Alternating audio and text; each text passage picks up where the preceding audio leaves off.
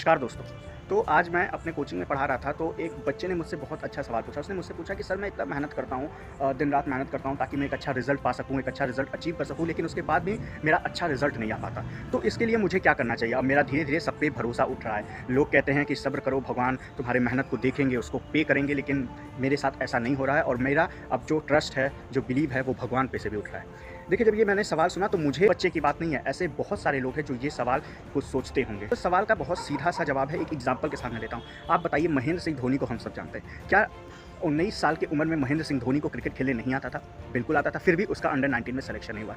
क्या उसके बाद वो एक अच्छा बैट्समैन नहीं था? बिल्कुल था, लेकिन उसके बाद भी उसका सिलेक्शन नहीं हुआ। उसका सिलेक्शन एक जगह हुआ तो वहाँ बेचारे की फ्लाइट छूट गई और उसके बाद उसको वहाँ भी मौका नहीं मिला। युवराज सिंह लीजिए, वो महेंद्र सिंह धोनी से अच्छे बैट्समैन नहीं थे, लेकिन उसके बाद भी वो 21 साल की उम्र में, 22 साल की उम्र में वो इंटरनेशनल के लिए खेलने लगे और महेंद्र सिंह धोनी ने इंटरनेशनल मैच डेब्यू किया 25 साल की उम्र में।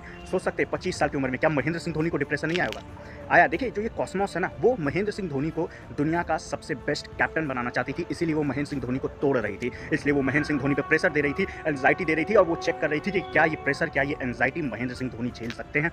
और महेंद्र सिंह धोनी ये एंग्जाइटी, ये प्रेशर झेलते गए और यही वजह है कि जब वो आगे बढ़े, जब वो भारत के लिए खेले, उसके बाद जब वो कैप्टन बने, तो फिर मुझे बताने की ज़रूरत नहीं है कि उन्होंने क्या-क्या महारत हासिल की और किस तरह से उन्होंने इंडिया को, जो टीम इंडिया गिर रही थी, उस टीम इंडिया को फिर से उभारा और 1983 के बाद 2011 में पहला वर्ल्ड कप लाया।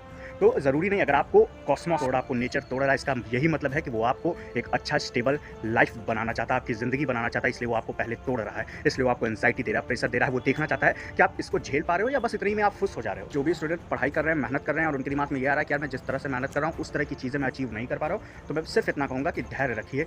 आपके लाइफ में बहुत कुछ होना बाकी है और शायद यही वजह है कि आप इतना मेहनत कर रहे हो तब भी आपको वो चीज़ें नहीं मिल रही, क्योंकि हो सकता है आपको नेचर, हो सकता है आपको जो कॉस्मॉस है वो कहीं और ले जाना चाह रहा है। और एक चीज़ मैं आपको बोलता हूँ और मैं ये गारंटी के साथ बोलता हूँ, आप सब अपने लिख लीजिए कि आपकी मेहनत आपको पे की जाएगी। ज़रूरी नहीं जिस फील्ड में आप काम कर रहे हो उसी में पे की जाए, आपको जिस फील्ड में ऊपर वाला ले जाना चाहता है उस फील्ड में आपको वो ले जाएगा और आपकी मेहनत को वो ज़रूर पे करेगा। बस आप थोड़ा धैर्य रखिए। हमें लगता है ना कि यार हमें बहुत दर्द मिल रहा है, तकलीफ मिल रहा है, ये भगवान ऐसा हमारे साथ क्यों करे? वो इसलिए कर रहे हैं ताकि वो आपको बड़ा बनाना चाहते हैं। आप देखिए, जब आपको चोट लगती है तो जहाँ चोट लगती है हम वहाँ मलहम लगाते हैं ना, तो मलहम लगाते हैं तब भी हमें वहाँ दर्द होता है, छरछराहट होती है ना। इसका मतलब क्या मलहम हमारे लिए खराब है? मलहम हमारे लिए सही है।